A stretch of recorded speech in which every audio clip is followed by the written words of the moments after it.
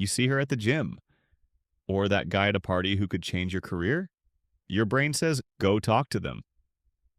But your body freezes. So you walk away again. And later, when you're lying in bed replaying the moment for the 100th time, the only thing you can think is, why can't I just do it? Here's the truth almost nobody tells you. You're not shy. You were never taught the mechanics of human conversation, and once you learn them, everything changes. In the next few minutes, I'm going to show you a simple framework that makes talking to anyone feel natural, even if your heart still pounds and your hands shake. You don't have to fake confidence. You don't have to be outgoing. You just have to know the formula. Let's fix this. Section 1. Why you're actually shy. I want you to understand something most people never figure out. When you were a kid, you weren't shy. You walked up to strangers, asked weird questions, and said whatever popped into your head. You didn't overthink anything. But at some point, something flipped. Maybe you answered a question in class and everyone laughed. Maybe someone you trusted told you to stop talking so much. Maybe you reached out to someone you liked and got ignored. Your brain made a simple rule. Speaking up hurts. Staying quiet keeps me safe. That made sense when you were 12. But now, your roommate makes friends without trying while you eat alone. Your coworker gets promoted because he networks better, not because he works harder. You watch moments pass you by because you couldn't get a sentence out. Here's the truth. Silence isn't protecting you anymore. It's holding you back. Confident people aren't born different. They learn skills you were never taught. And the funny part? Your shyness might actually be your hidden advantage. You notice details, you read people well, and you think before you speak. You just haven't learned how to turn that into real conversations yet. So now let's break down what's actually happening in your brain when you freeze, and more importantly, how to override it. Section 2. The 3-second rule. You have a window, and it lasts exactly 3 seconds. That's the entire difference between the version of you who speaks and the version who goes home wishing you had. Here's what actually happens inside those 3 seconds. Second one, you feel the urge. You notice someone you want to talk to. There's a possibility. Second two, your brain wakes up and starts predicting danger. Second three, the excuses hit, fast and convincing. She probably won't be interested. He looks busy. I'll say something dumb. Later, I'll do it later. And by the time that third second ends, the moment is gone. Not because you can't talk, because hesitation won. So here's the fix, and it changed everything for me. You move before your brain can stop you. Not prepare, not rehearse. Move. 3 seconds. That's your window.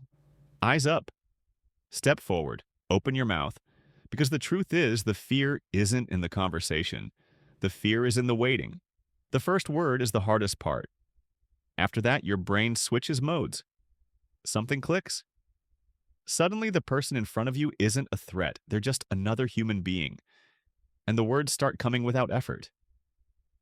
I tested this recently at a cafe. Saw a guy with a t-shirt from a band I loved. Before my brain could talk me out of it. 3, 2, 1. Hey, is that from their latest tour? 5 words. That's all it took. 20-minute conversation. He ended up connecting me to someone who's now helping me with a project. One tiny action. Massive ripple.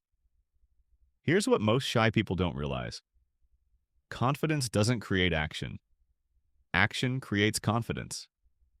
You don't wait to feel brave, you move, and the bravery shows up after. You're going to feel awkward at first. Your voice might shake. Your hands might get sweaty. That's not a sign to stop. That's a sign your brain is learning something new. The discomfort is the training. Start small. The cashier, a classmate, someone waiting for the elevator. 3 seconds. Move. And once you start beating the hesitation timer, everything changes. Conversations stop feeling like cliffs and start feeling like steps. So the real question isn't what if I freeze? It's this. When you move, What are you going to say next? Section 3. The conversation starter formula. You moved, you closed the gap, you're standing right in front of them. And this is the moment most people panic. Your brain starts screaming for some perfect line. Something witty, something cool, something that magically makes the conversation smooth. But here's the truth most confident people already know. You don't need clever. You need simple. The best openers are so basic they almost feel too easy. But that's exactly why they work. They're natural, they're human, they don't trigger awkward defenses. Here's the formula you're going to use for the rest of your life.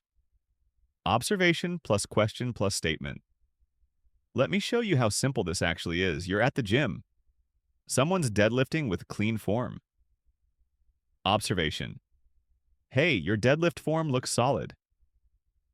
You notice something real about their environment. People respond to being seen. Question. How long did it take you to get it down?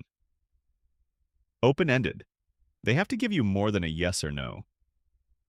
Statement. I've been trying to fix mine, but it's tougher than it looks. You share something small about yourself. You make the moment human, not transactional. That's it. A 3-line doorway into an actual conversation. Let's switch locations. You're at a party. Someone's repping a uni you almost chose. Observation. Is that a state hoodie? Question. How's their CS program? Statement. I nearly picked state for software engineering. This pattern works everywhere because the environment hands you the script.